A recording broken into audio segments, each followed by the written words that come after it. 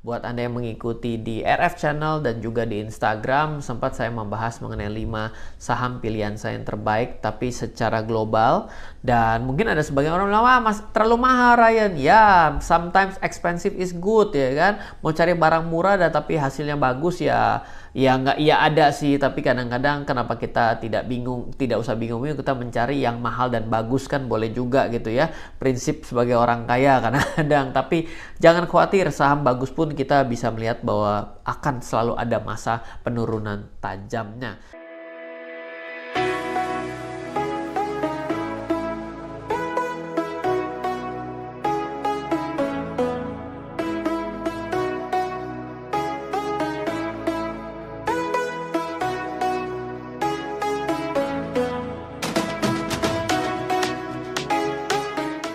Oke, welcome back di RF Channel on YouTube. Pada video kali ini saya akan membahas saham syariah terbaik di tahun 2023 versi saya, dan kira-kira apa saja. Buat Anda yang mengikuti di RF Channel dan juga di Instagram, sempat saya membahas mengenai 5 saham pilihan saya yang terbaik, tapi secara global. Dan mungkin ada sebagian orang bilang, wah mas, terlalu mahal Ryan. Ya, sometimes expensive is good ya kan.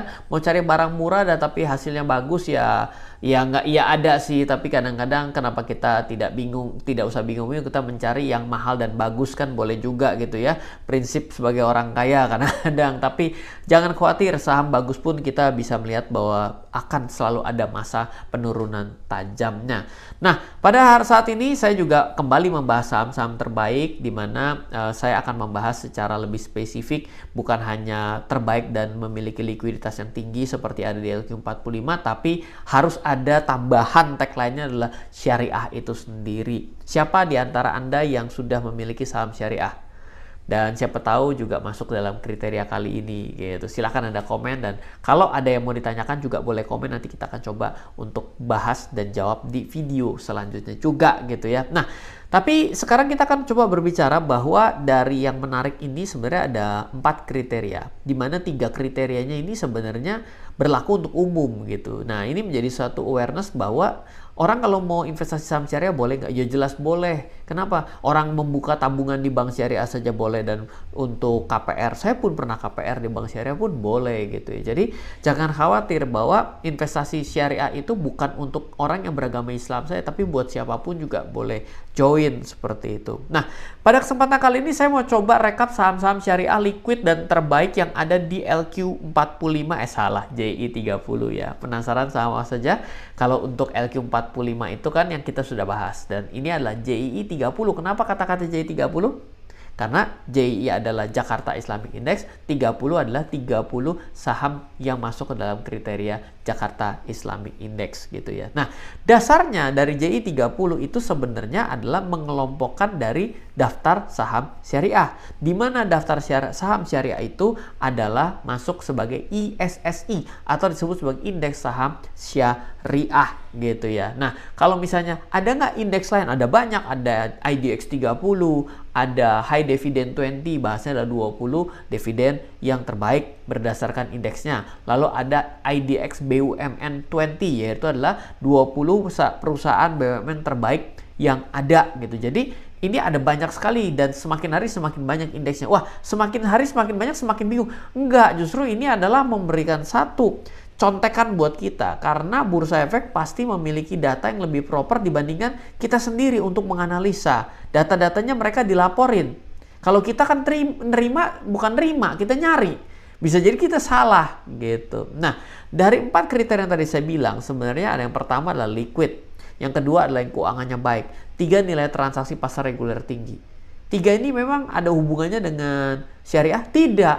Jadi ini apakah umum? Umum. Baru yang terakhir yaitu adalah masuk ke dalam ISSI itu sendiri. Jadi boleh dibilang 3 dari 4 inilah kriteria umum. Yang keempat inilah yang spesifik, bahwa tata kelola dan apa yang ada di dalam persyaratannya juga sudah sesuai dengan DSN MUI. Kira-kira begitu ya. Oh ya, ISSI sendiri ada 50%-an loh saham yang ada di Indonesia itu masuk dalam ISSI ya. Jadi kalau kita mau coba kesetaraan, maka sebenarnya untuk JI30 itu kenapa saya ke-mention LQ45, karena ada kemiripan. Karena LQ45 adalah yang liquid dan terbaik secara 45 saham, tapi tidak memfilter dari segi kesyariahan. Tapi kalau JI 30 adalah yang liquid, laporan keuangan yang baik, tata kelola yang oke, ya punya prospek, masuknya juga harus syariah, makanya cuma 30. Kira-kira seperti itu. Nah, ini juga dibongkar pasang setiap 6 bulan sekali, di mana periodenya ada dua, yaitu adalah periode bulan Mei dan bulan November. Nah, kira-kira saham apa sih yang masuk ke dalam saham syariah terbaik di tahun 2023? Kita coba lihat sekarang. Ya, sudah lihat di layar? Oke ya. Di sini ada sahamnya. Ternyata kalau mau kita lihat selama tahun 2020 ya, era pandemi sampai 2023, nama-nama saham yang pernah menghiasi LQ45 adalah di 47 saham gitu ya. Jadi di 2020 kita mulai dari start dari 2020. Jadi ada 30 saham yang ada dan bertahan di LQ45, namun ada 17 yang terlempar gitu ya. Nah, sedangkan kalau kita melihat di 2020, periode kedua, S Hardware keluar, Astra akhirnya keluar, CTRA, ERA juga keluar, JSMR juga keluar ya, dan ini juga keluar semua ya. Nah, jadi kalau kita lihat lagi di 2021 ya, di 2021 ini ada beberapa yang out juga. Nah, kalau kita mau lihat secara lebih jauh ya, yang baik itu sebenarnya yang tidak pernah out ya. Dia selalu ada di dalam. Boleh dibilang seperti S Hardware ini bukan dianggap terbaik kalau kita ngambil dari 2020 karena dia pernah keluar. Oke, sedangkan Adaro adalah selalu di dalam. Berarti boleh dibilang Adaro itu yang masuk ke dalam kriteria investasi untuk saham syariah dengan melewati 3,5 periode lah ya, 1, 2, 3 kan, 3 periode tambah setengah, berarti totalnya sudah 7 periode babak eliminasinya. Berarti ini yang bagus seperti itu. Nah, jadi kalau kita misalnya bertanya gitu ya, kalau misalnya pernah keluar dan masuk lagi apakah bagus? Mungkin kita bisa bilang bagus ya. Seperti ini adalah bukti bahwa dia ada perbaikan. Tapi kalau dia selalu di luar, ya jelek juga. Jadi dia masuk dan nggak pernah balik lagi, berarti itu juga jelek. Nah, jadi kita mesti melihat nih, contohnya kayak begini nih. Ini bisa kita katakan bahwa BTPS nggak oke. Kenapa? Karena dia masuk 2 periode, sisanya nggak pernah masuk. Berarti kan lebih bagus S Hardware dia masuk, keluar, dan dia kembali masuk. Ini adalah langkah perbaikan. Ini saya mengapresiasi seperti itu. Ini kondisinya 3 periode nggak masuk, AKR, dan akhirnya masuk lagi. Itu menjadi kriteria. Nah, buat teman-teman semua juga yang ingin mendapatkan kriteria ini, itu bisa menghubungi tim di 0852 882 6187 untuk mempelajari detail satu persatu ya. Seperti ini. Jadi yang baru saja terlempar ada nggak? Yang baru terlempar ada nih. Contohnya ini masuk dan keluar lagi gitu ya, TINS gitu. Nah, ini 3 tahun nggak ada, 3 periode nggak ada, 3 periode ada, 1 periode terakhir kelempar. Nah, ini jelek. Ini heal gitu ya. Ini 1 kali doang, berarti ya ini semakin banyak merahnya dalam 1 periode, berarti tidak memiliki kualifikasi yang baik. Dan ternyata bila kita melihat kualifikasi terbaik, kenapa saya belibet ngomongnya ya, karena sangat bersemangat, perfect gitu ya. Ternyata cuma ada 17 ya, lumayan dong 17 daripada cuma tinggal 5 kan, seperti itu ya. Di antaranya ada Adaro, Antam, BRPT, Cepin, terakhir UMPR dan UNTR. Ya, kira-kira seperti itu. Ya, dari 47 saham yang pernah menghiasi, oh iya buat Anda yang masih tertinggal tadi, ya oke, tapi kalau mau lihat secara detail, gampangnya ada Excel ini yang sudah saya siapkan dan siap dibagikan kepada Anda. Bisa hubungi di 0852 882 6187 ya gitu ya.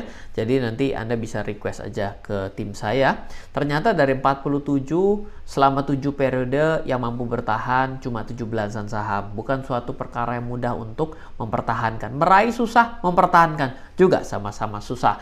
Perlu diketahui bahwa untuk sebuah saham bisa bertahan di sebuah indeks dalam periode lama bukan hal yang gampang. Terkadang kita juga bisa perhatikan ada beberapa saham yang mungkin sebenarnya bagus, bisa jadi 7 periode, dan ada saham-saham yang tanpa sengaja terpental dari Jakarta Islamic Index sendiri, atau yang boleh disebut sebagai kepleset lah, kira-kira seperti itu. Sebelum kita coba cek saham-saham mana yang kepleset, ya tadi sebenarnya udah, Anda juga mesti ingat ya, saya coba berikan ya, contoh saham-saham yang kepleset tadi namanya adalah TINS gitu ya, itu kan sempat terpleset dan dia nggak balik lagi. Itu jauh memiliki bobot yang lebih Anda mesti perhatikan kembali secara laporan keuangan seperti itu ya.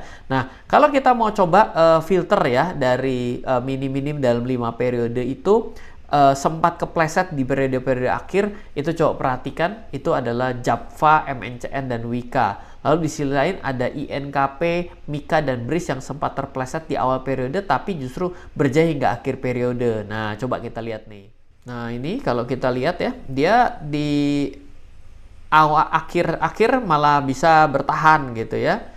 Ya, kalau seperti ini, dia kan boleh dibilang di awal dia terpleset tapi tidak ada, terakhir dia bertahan masuk gitu. Ini juga menjadi satu bentuk bahwa saham ini juga tergolong konservatif dan juga kembali semakin membaik, kira-kira seperti itu. So, apakah jagoan Anda ada di dalam list ini? Ya, mungkin ada salah satu ya, mungkin terpleset dan lain sebagainya. Ada yang mau tanya juga. Ya, sebenarnya setiap orang punya racikan sendiri. Mungkin Anda punya komentar yang mana yang mungkin dianggap tidak layak ya.